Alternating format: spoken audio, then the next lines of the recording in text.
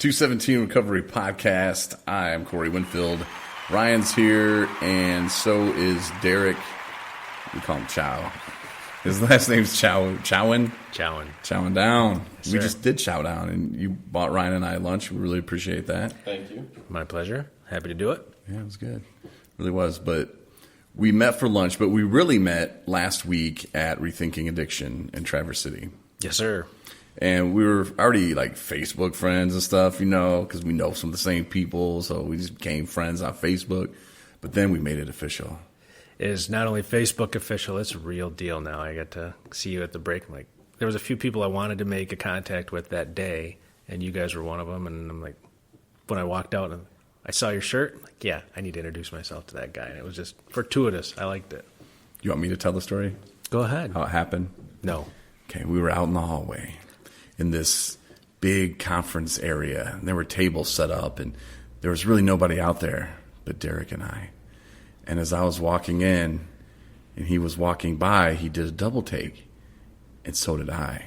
I looked over my left shoulder, and I saw Derek looking back over his right, and I knew I had to double back. So I acted like I was getting coffee, and I walked around like they had this partition, and I walked around it just to come out in glory, to make another attempt at another pass. And as I did, Derek made eye contact with me, and I said, "Hey, man, what's up?" And Derek was like, "Hey, are you?" And I was like, "Yeah, I'm Corey Winfield," because I knew exactly what he was going to say, because he looked so familiar. But I didn't know at the time we were already Facebook friends. But I knew I'd seen his face. So then we became engaged in conversation that no one could ever take away from us, Derek. It's true. That's a moment I will never forget. You take a breath. That was a big story, and I'm really proud of how you remembered all the details so clearly. Amazing. Apparently, you've been replaying those a lot more often than I have. Well, maybe it was a big moment, man. You know, a couple, guys like us, coming together for the first time. People got to understand, like when we meet, it's just not like a thing. I mean, this is like worlds colliding here, Yeah. We're all about that recovery life, man. We are. That's the best part about it. We I mean, are. the glances over the shoulder is pretty impressive, but the recovery thing's cool too. I mean, it's my story. I can tell it. That's the beauty of it. Same thing with recovery. My story, I can tell it, and your story, you can tell, and you actually have told it. I have told it several different times. Yeah. You've written a book. It's called The Thawing Man. But before we get into that, though, and kind of, I guess, as we get into that, I want to know more, because you told me at Rethinking Addiction about some of your story, and I was just like, wow. And your story has to deal with, of course, substance use disorder. It has to do also with mental health. Yes. And that's something myself I can relate to. I don't think I was... I mean, I don't know. Can you say I was as bad as you? I mean, because once you're suffering from depression, you're suffering from depression, and it's not something that just women get. And that's why I used to think, it's just something women get, and they need to get over it. And until it happens to you, man, like that's what it took for me to understand. Like, wow, this sucks. Yeah. Like it's bad, and life's supposed to happen, and we're men, and we can just deal with it. But that's not.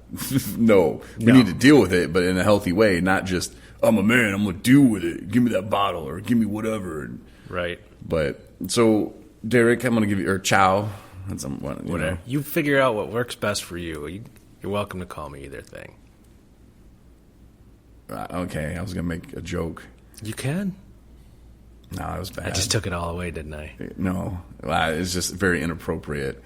This is a podcast about recovery, not inappropriateness. That'll be our next one. Yeah, because, well... You still want to go with that joke, don't you? No, I want to name my kid something.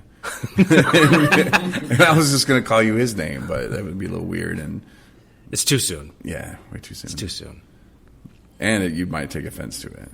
I am not easily offended, but... Well, okay, let's get back to your story. Yeah, okay. So, all right, Chow.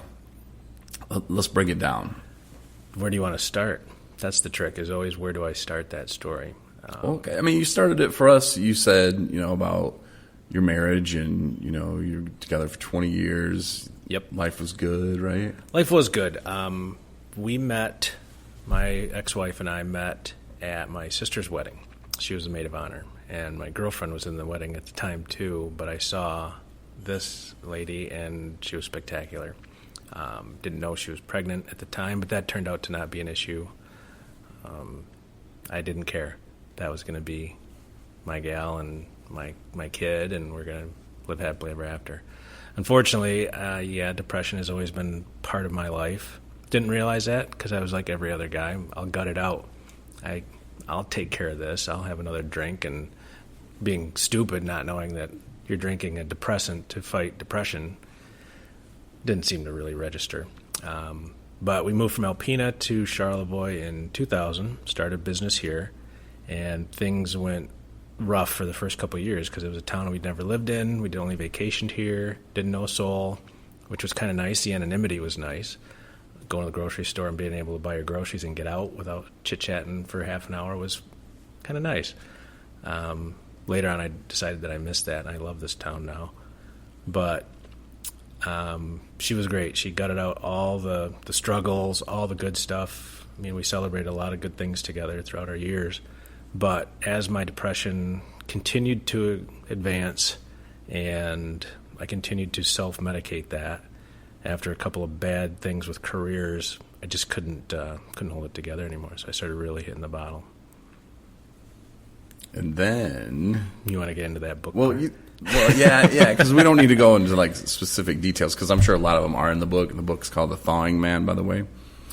But when you decided, because I want to get to like what caused you to write the book, because that in itself is kind of crazy. But so the marriage, it's not going so well at the end there. No, she left, and I understood it. I understand it. How about that? I understand it now. Didn't understand it at the time. I thought I could fix it because I've always been a problem solver, and I always have been told the harder you work, the more luck you tend to find. So I went to AA when she left. I started that right away because that obviously would fix everything. If I got sober, that was the only problem, and it wasn't. I had a list of other things, but went to AA for 90 days. Got cured. Never had to drink again. And once my daughter started spending more time with her mom, I started drinking more because I saw that the AA wasn't fixing the marriage.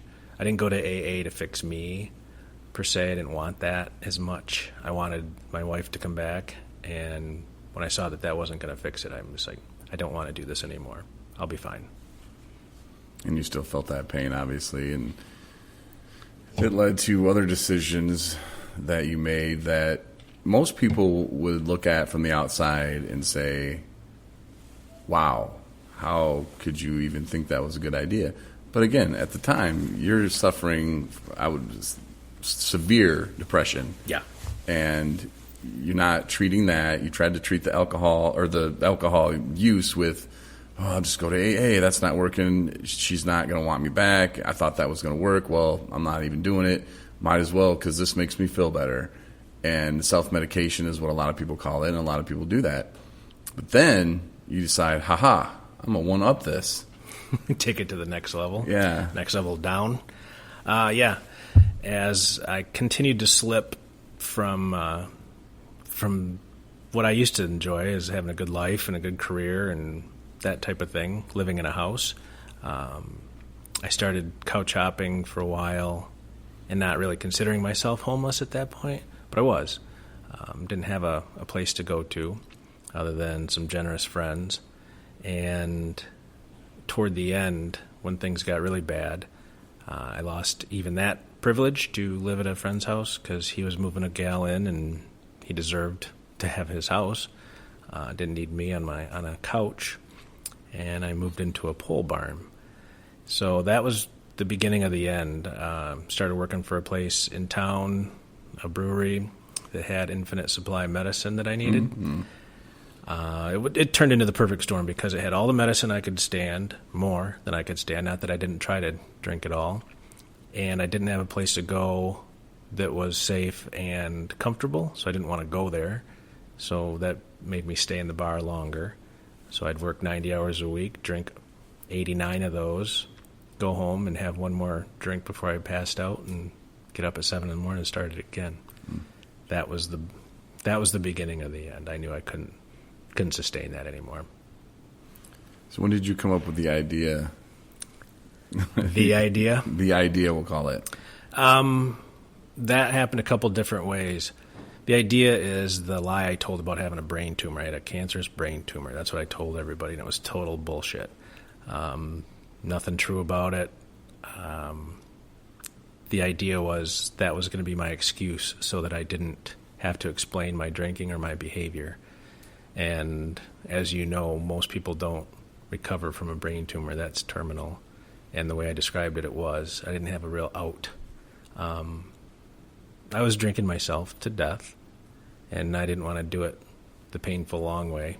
I thought I would be out and done. So, and in a small town like Charlevoix, you don't expect to get forgiven after you tell something like that. So that was kind of a self-fulfilling prophecy. So when you told it, you were more thinking, yeah, I could have one, but I don't know that I do. But I'm going to tell it anyway, and in the end, it'll make it easier for me to find a way out. Yeah. It'll make it easier because, it takes a lot of courage, and I wouldn't call it courage, though, but people who've just had enough go down the path that I never want to go down, and they want to just end their life. And you've had a roommate, you said, do that. So you knew about suicide. You knew it probably way too well, and that's probably why you made up the whole brain tumor thing without even realizing it. It was probably in the back of your mind, like, oh, that's a way out. I know I probably wouldn't do it unless, I got a backup plan. They find out, look at all this bad stuff. They're going to find out I lied about this. Like, I'm going to have to do it then. Yeah. As a fail-safe. Yeah, it was. It really was. It started off subconsciously, and then you think about it more and more. And suicide is one of those words we don't say, and we should, because it's a problem. And we're careful. Are you thinking about hurting yourself? You know all the words and how the phrases go. And one of my best friends said, I knew you were lying, but I didn't want to call you out on it, just in case you weren't. And so I put people in a bad position, and to recover from that, personally, I didn't see a way out. And to have to go to each person to apologize and face that music, I didn't have the courage to do that either. I didn't think. Right. But you went and you got what kind of help first? This is the tricky part is I had a friend call me out on it because I got caught in the lie. And it was an ugly time. Obviously, anytime you get caught in a lie is bad, but that lie particularly, when the text started coming in, it was awful. Some of it was supportive, but not in the beginning. And I had a friend say, I've been hearing bad things. I just need to know the truth. I don't need an apology. If you just tell me the truth, we can start getting you some help. And so I did. I fessed up and I said, yep, I did that. It's a lie. And at that point, he got a little aggressive and said, you need to get to a psychiatrist. You need to get put on meds. And I said, well, I need a lot of things before I start that. I need to get some people told. I need to get my mom and dad involved. And that was my first two calls with mom and dad. I called my mom first, then I called my dad. And, obviously they were relieved that I wasn't dying and that I had chosen not to. And it started there. Then at that point, I had to make a decision what was going to be next. And the very first thing that I could act on, because at that point I still didn't have much money, I could quit drinking. That was free. And I could go to AA, and that was also free. That cost me $1 for a cup of coffee and some expert advice. So that's what I did. So there was the night where it almost came to an end. Yeah, a bad night. And it didn't, though, because you realized, wait a minute, there's things I want to see. There's things I want to do. Yeah. And you said that was very selfish of you because you wanted to, watch your daughter grow up and we become Grandpa Chow, you know. Yeah. You know, are you a grandfather yet? No. Well, I Son, forgot to tell you, bro. this interview will end quickly. We ran into Sam at the pizza place, bro. Yeah.